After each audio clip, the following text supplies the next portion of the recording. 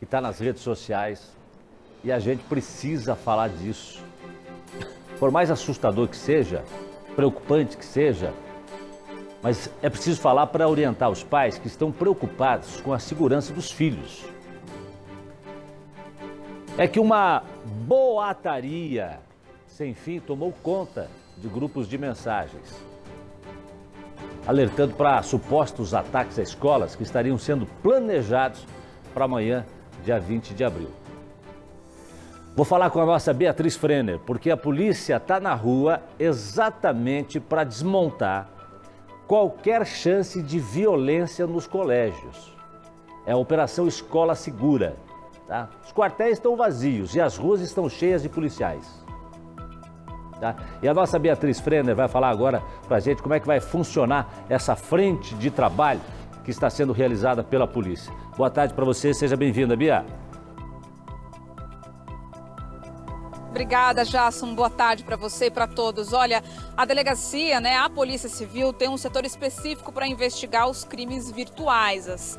Esses crimes que começam pela internet ou que ocorrem na internet, e é justamente em cima disso que existe a Nuciber, que é esse núcleo de investigação dos crimes cibernéticos. Essa operação ela foi desencadeada tanto pela Polícia Civil quanto pelo Ministério Público, cumprindo aí mais de 10 mandados de internação provisória em estados diferentes do Brasil. Então a gente está falando de uma operação que mobilizou policiais e também agentes do Ministério Público no Paraná, em Santa Catarina, Rio de Janeiro, São Paulo e também em Pernambuco. Os mandados judiciais foram expedidos pela Justiça de Santa Catarina, que está acompanhando de muito perto toda essa situação após o ataque que aconteceu na creche no dia 5 de abril deste ano, em que 4 crianças foram mortas. Todos os desdobramentos desse ataque estão fazendo com que crianças, adolescentes, menores sejam apreendidos. Aqui no Paraná havia 2 mandados então expedidos para essa internação. Um deles em Guaíra, em que o adolescente já estava internado respondendo por outras contravenções, e o outro que foi cumprido aqui na cidade de Curitiba, em que o adolescente foi encaminhado para a delegacia justamente para responder a respeito dessas investigações. A polícia descobriu que esses jovens utilizavam a chamada Deep Web, que é um setor da internet que tem menos segurança, e também as redes sociais que a gente já conhece, as comuns, para incentivar outras pessoas a realizarem ataques, também para marcar ataques em escolas e para realmente propagar esse tipo de incentivo e de medo entre outros comparsas. A gente tem a entrevista, então, com o delegado responsável por essa operação aqui no Paraná, o doutor José Barreto, que explicou para a gente a respeito, portanto, de que forma que eles operam e também as características dessa apreensão que aconteceu em Curitiba. Vamos ver. Tivemos ali no local e verificamos ali a residência, o menor estava lá, havia esse mandado ali de internação para ele e de fato ele foi apreendido, inclusive apreendido o celular dele, e lógico, havia uma máscara ali também, mas não havia uma arma, algo que de fato ele pudesse de fato concretizar alguma ameaça. Na verdade, a partir do momento que a pessoa ali está fazendo algum tipo de ameaça e às vezes ela tem encontrado ali com algum tipo de arma branca, ela pode responder, lógico, pelos crimes de apologia, o crime, incitação, o crime, além da contravenção penal de falsa alarma, quando é falso, mas quando, às vezes tem uma arma branca ali, na faca que tem ali em casa e tal, e for surpreendido com isso, ela pode inclusive responder por atos preparatórios de terrorismo. Há a possibilidade, inclusive, dos pais responderem civilmente, porque a gente sabe, às vezes, uma fake news dessa faz com que cause um pânico à população e aí, às vezes, os pais deixam de mandar os seus filhos na escola. A gente verifica várias situações de pais que não tinham a menor noção que, às vezes, seu filho tinha uma balaclava dentro de casa, Ele, inclusive, consultava ali nas redes sociais vídeos de massacre, vídeos de violência extrema. Então, pais, fiquem atentos ao que seus filhos estão acessando na internet, com quem eles estão conversando. Às vezes, o filho acha que está conversando com outro adolescente, na verdade é um adulto. O doutor chamou bastante atenção para essa responsabilidade dos pais de monitorarem as redes sociais dos filhos, o celular, o computador e também ali os pertences, uma gaveta que pode esconder alguma coisa suspeita.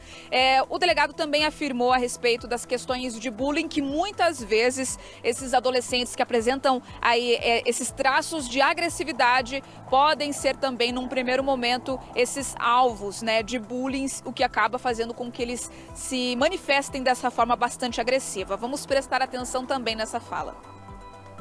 O bullying, embora sempre tenha ocorrido, hoje ele vem tomando proporções muito maiores, porque hoje a internet, a pessoa está sofrendo bullying o tempo inteiro. Então, antigamente, quando a pessoa só sofria na escola, ela ia depois para casa e ficava até o dia seguinte sem sofrer bullying. Hoje não, com cyberbullying, ela está sofrendo bullying ali em todas as redes sociais que ela tem, aplicativos de mensagem, e isso realmente é muito grave. Então, a gente verifica aí que os pais podem, inclusive, verificar seus filhos, se eles estão tendo uma mudança de comportamento, o que eles estão olhando ali nas redes sociais, nos próprios buscadores ali na internet, os termos que eles usam, e lógico, o que eles guardam em suas gavetas, qual o tipo de livro que eles estão lendo, o conteúdo que eles analisam, porque isso, lógico, leva a uma conclusão de que o filho, às vezes, está passando por alguma situação de um trauma psiquiátrico, né, e isso até para poder levar uma ajuda a esse adolescente. É importante reforçar que a polícia não encontrou nenhum indício de que tenha aí a presença, a data marcada de um massacre, por exemplo, para amanhã, porque está todo mundo falando, né, a respeito do dia 20 de abril. Então, nada foi, de fato, concretizado em relação aqui ao estado do Paraná e que nessa operação também celulares, notebooks, aparelhos eletrônicos foram apreendidos e, por isso, as investigações continuam. Jasson. Pois é, as polícias civil, polícia militar, polícia federal, está todo mundo em cima disso, doutora, nas redes sociais, trabalhando em cima de internet, e as polícias de prevenção, polícia militar, né, guardas municipais estão nas ruas. Você passa em frente das creches tem lá 2, 3 guardas municipais, colégios estaduais com pelo menos 3 policiais militares. Enfim, está todo mundo na rua, principalmente entre hoje e amanhã, para trazer segurança para as famílias nessa data. É um problema terrível essas fake news e essas ameaças que surgem em datas como essa, né, doutor? Independente de tratar-se de um boato, de tratar-se de uma circunstância que, a princípio, já não tem credibilidade, a polícia não pode deixar de verificar, não pode deixar de atuar desta forma preventiva. É exatamente o que está se fazendo. Mas vou fazer coro com o doutor Barreto. Senhores pais, vocês são responsáveis pelos seus filhos.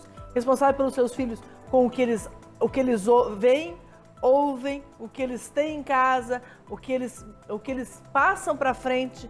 Então eles têm a responsabilidade de verificar isso, de estar presente na vida dos seus filhos. Por quê? Porque ao mesmo tempo que vocês podem proteger ele de uma situação em que ele seja vítima de alguma coisa e que você não está vendo porque não está acompanhando a rede social dele, porque não está acompanhando a vida dele como um todo, assim como pode, de repente, ser surpreendido por uma situação em que ele se torne não mais a vítima, mas o criminoso. Então, é muito importante essa vigilância interna, que os pais tenham essa visão de que eles têm que... Porque a maioria das pessoas que está nessa situação de espalhar essas notícias, criar essas notícias, são adolescentes, ou seja, estão sob a guarda dos seus pais. Então, é necessário que eles tenham eu sei que é chato.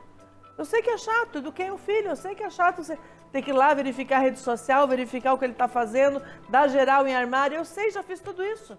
É chato mesmo, mas é necessário para que ele não se meta em nenhum encrenque e você perceba quando ele estiver sendo vítima de alguma coisa. Seja vítima de bullying, seja vítima de algum pedófilo ou qualquer outra pessoa que possa se aproximar dele.